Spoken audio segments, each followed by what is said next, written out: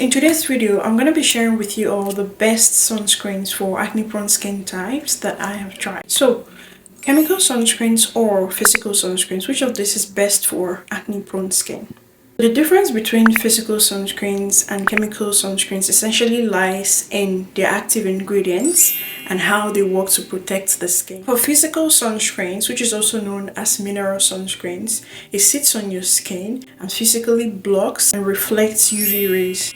Another thing about physical sunscreens is that the moment you apply them, it begins to work. On the other hand, with chemical sunscreens, UV rays are absorbed and converted into heat, which is then released from your skin. And for chemical sunscreens, it is usually effective after 15 to 20 minutes of application. This is the reason why they would always tell you to apply your sunscreen 15 to 20 minutes before you leave the house.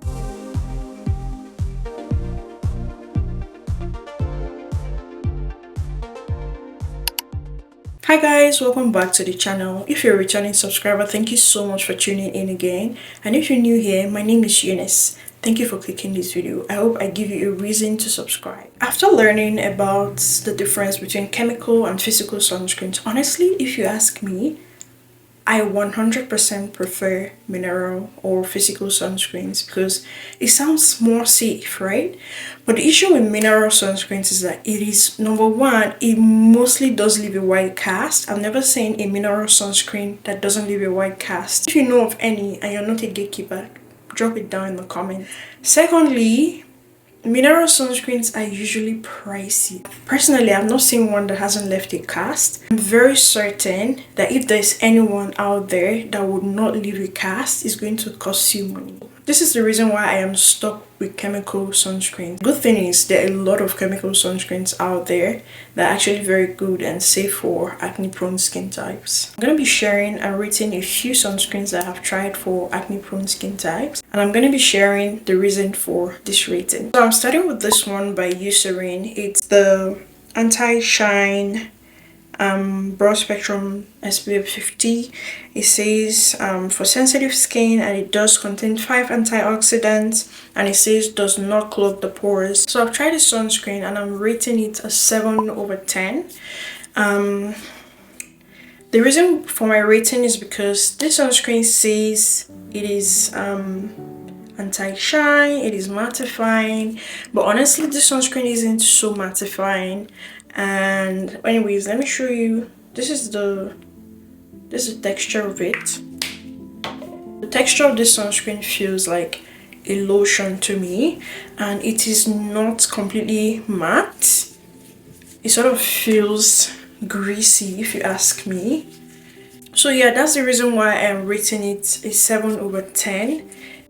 It is not mattifying, and it is sort of thick for acne-prone skin types.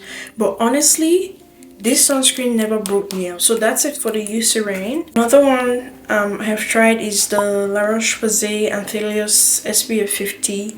I'm rating this sunscreen an 8/10 because it is good for acne-prone skin types. It is sort of lightweight, even though the texture is a little bit runny for my liking. It never caused me to break out. The only issue I have with this sunscreen is that it is a little pricey, honestly. Otherwise, it's an 8/10 for me. Next sunscreen is the Skin Aqua Super Moisture UV Gel. This sunscreen I am rating a 9/10, and that was before. One of the concerns people had is the alcohol in it, and honestly, there's literally no sunscreen that doesn't have alcohol in it. And if you think I'm joking, just do your own research. Literally any sunscreen and every sunscreen has alcohol in it. It's just depending on what kind of alcohol. This sunscreen was perfect for me. I didn't have no issues. It wasn't breaking me out. It was just perfect. But then when they made this one, I honestly noticed this has more alcohol. I don't know if it's just me, but I can smell the alcohol. Literally, I can smell alcohol whenever I'm using this sunscreen.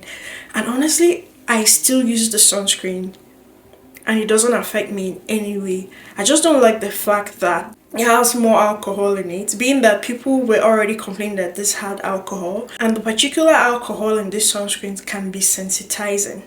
So I honestly don't know what's going on. Skin Aqua Super Moisture UV Gel, or the company who is making this sunscreen, This formulation was literally the best. I still use this sunscreen and I love it. So with this new formulation, I'm rating it an 8/10. Next sunscreen is the Purito So Daily Soft Touch Sunscreen. I'm rating the sunscreen a 7/10. This is what it looks like. This sunscreen is also lightweight, which I love. And it honestly does spread in your skin really quick. It is water resistant. That means you can use this to go swimming. And it contains a lot of like hydrating ingredients, and that's amazing. The only issue I had with this sunscreen is like during the day, in the daytime, I remember using this sunscreen during the summer. In the day, my face was getting oily and I just didn't like that. So I feel like this might be a perfect sunscreen for a drier weather or like during winter, something like that. And so that's the reason why I'm rating this a 7/10. The next sunscreen is the Haruharu Wonder Black Rice Moisture Air Refill Daily Sunscreen. This is another sunscreen I really loved. Like when I first got the sunscreen, my rating for this sunscreen was a 10/10 because the texture of this sunscreen, the ingredients, how calming and cooling it feels on the skin is just everything.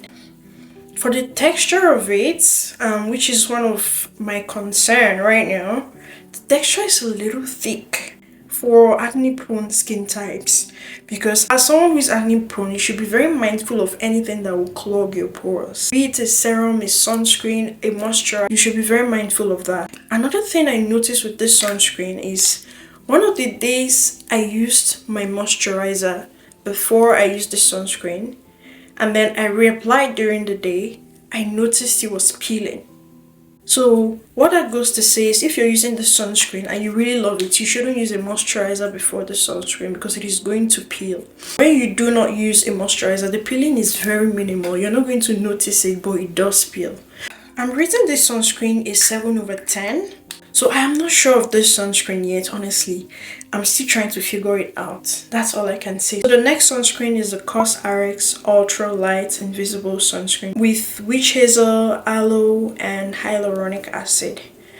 This is another sunscreen I recently found that is perfect for acne-prone skin types. This is one sunscreen I will never have to do without. I am rating this sunscreen a 9/10. The reason why I'm rating this a 9/10, this is the texture of it. This is pretty lightweight, but it's a little greasy, just a tiny bit greasy, and honestly I completely overlooked that. I am 100% sure that this sunscreen hasn't caused me to break out even for once. So this is another sunscreen that I will never stop getting. So all of the sunscreens I have talked about today are all scentless and 100% tried by me to you. Like when I newly started my skincare journey, honestly, I wasn't using any acid, tranexamic acid, azelaic acid, any of these brightening ingredients. I was religiously using my sunscreen. I remember I was using a Aveeno sunscreen. That was the only thing I was using, and honest to God, my skin was looking good. Putting sunscreens on. Please find a sunscreen that you can afford, that is good for your skin, and stick to it. So that brings my video to an end.